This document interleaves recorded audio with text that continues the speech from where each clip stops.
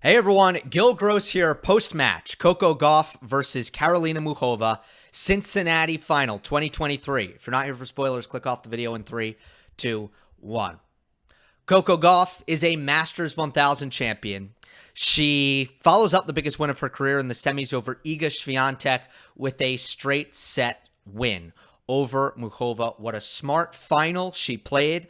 What a summer she's having. 2 titles in 3 tournaments, and going into the U.S. Open, her home slam, looking very much like one of the main title contenders. I think off the bat, her plan was to make Muchova suffer physically. One, because I think she always backs her legs, but also knowing that Karolina was coming into the match likely a little bit weary from all of the 3 setters that she had played throughout the week, it kind of made the game plan pretty simple. It really all kind of lined up, which is let's drag Muchova into the trenches, make her work very, very hard each and every point, and let's see if she can hold up. Let's see if she's willing to do physical battle. Now, you have to be careful with that game plan. You have to be smart about it because you don't want to get too passive, lose your offensive game, and start getting bullied and pushed around by a player in Muchova who has a big serve, a big forehand, great net play. She'll finish you off.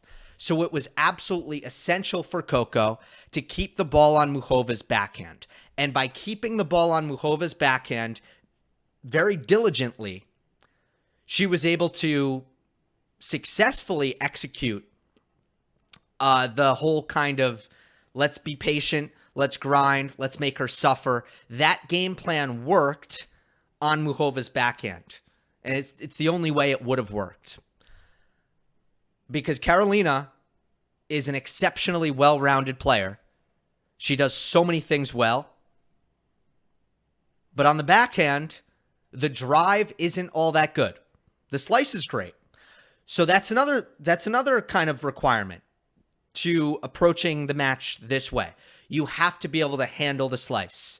Talk about it with most Muchova analysis is, okay, how is the player on the other side of the net handling the slice? Coco did marvelously well. She, first of all, is very good with the continental grip herself. So when Muchova hit her very best slice, when she hit it perfect and it stayed oh so low, it was scraping the court, it was at Coco's ankles. Coco, better than most, was able to, even on the forehand, by the way, a lot of times on the forehand, just go back to the slice, respond with the slice, and hit a good one. Precise, deep. She's very competent with the continental grip.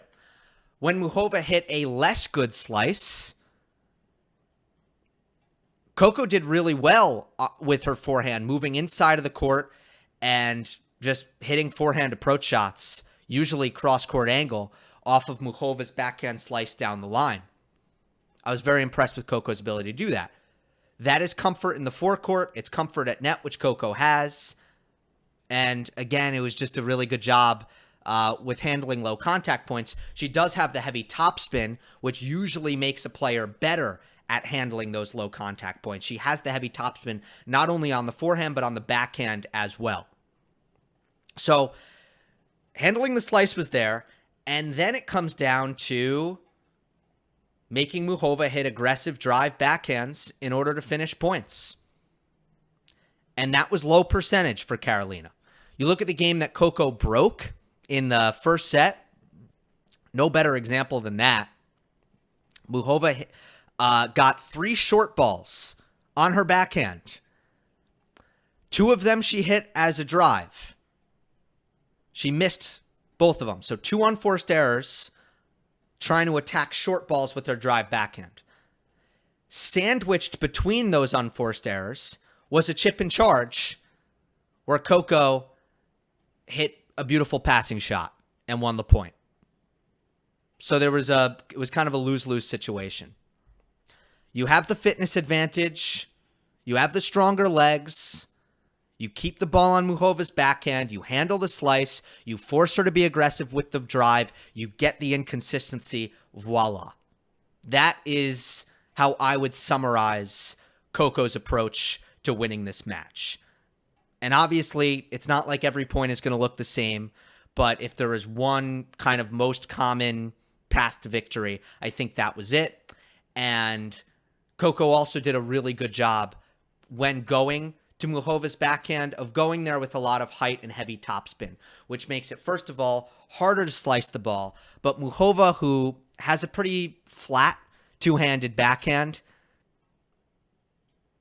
it makes it even harder to deal with when you're messing with her strike zones, messing with her contact points, getting it above her shoulders, and bothering that wing in so many great ways. Now, of course, overall, Coco's forehand, it also had to stay solid. That's another requirement. If your game plan is going to be to grind, is going to be to extend rallies, well, you need to be solid everywhere. And that's what we've seen throughout the week. Against Iga as well in the semifinal, Coco's forehand holding up. Obviously, that's essential. And it seems like the progress that's been made on that wing has been mostly psychological. Maybe some slightly better footwork and some different mental approaches. But a lot of it, I think, is just not fixating so much on that wing. At least that's what Brad Gilbert has communicated. And it just looks like she's sure of herself and she's swinging with freedom. She's not decelerating and she's getting her feet in the right position instead of kind of freezing up and having these tentative swings on the forehand side where her feet are kind of freezing up and she's not swinging fast.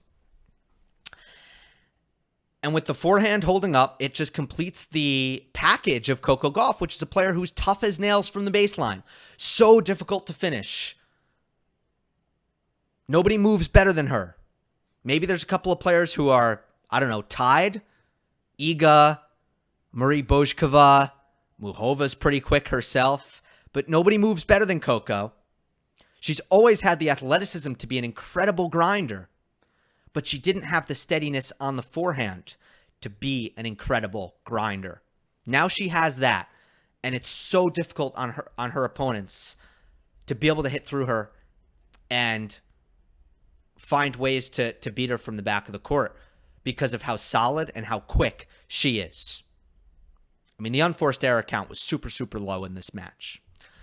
I think big picture with Coco, it's another example of rock bottom theory. Rock bottom theory, and I can take a couple off the top of my head. Sabalenka, I talked about this at the beginning of the year with the Australian Open. Sabalenka has the worst year of her career, the most difficult year of her career in 2022, when she doesn't win a title. She's been winning a title every year from the time she was a teenager, like way back 2018. And now, in what is supposed to be her prime, she goes backwards. And that encourages her to open up her mind to make all of the changes that she needed to make in order to actually take the leap to the next level. The losing was so key in that process. The pain that comes with losing and hitting rock bottom. And then Chris Eubanks is another example, because he talks about how distraught he was with the Challenger Tour coming into, I think it was, I forget exactly when it was now, but Chris had that experience recently as well, where he was just done with it.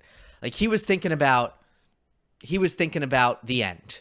He was thinking about, man, if I can't make more progress and get to the top 100 soon, I don't know how much longer I'm going to do this. And he opened up his mind at the same time as a new coach came into his camp. Suddenly he wasn't so stubborn anymore. And he made some real changes that totally changed everything. And now we've seen Coco, who had started to level off in terms of her progress. Level off in a place that was good but also frustrating, given her age. Because at her age, you want to keep improving at all times. And that started to slow down, especially this year. And she takes that first round loss to Kenin at Wimbledon. And she needed it. She needed to lose. She needed that difficulty to be like, okay, no longer am I okay with how things are going. I am not okay with how things are going. I'm bringing in new voices, and I'm going to listen to what they have to say. And we're going to go to the garage, and we're going to just change up something. We're going to change up a lot even. You have to experience some pain in order to be ready to do that in some cases. That's rock bottom theory. And I think this is another example of that. Hope you enjoyed. Don't forget to subscribe. I'll see you next time.